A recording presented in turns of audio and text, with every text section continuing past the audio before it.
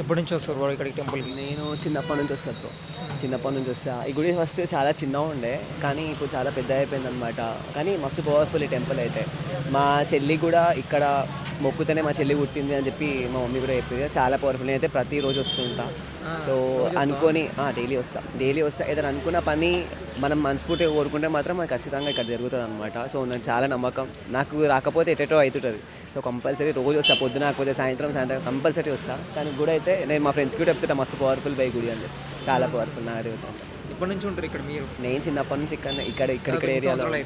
నేను ఇక చిన్నప్పటి నుంచి 25, 26, 29, 30 ఇయర్స్ నుంచి పుట్టినప్పటి నుంచి ఇక్కడే ఉంటాం అనమాట. అమ్మవారు ఎట్లా వెలిసిందని తెలుసు ఇక్కడ? అంటే చిన్నగా ఉండే ఫస్ట్.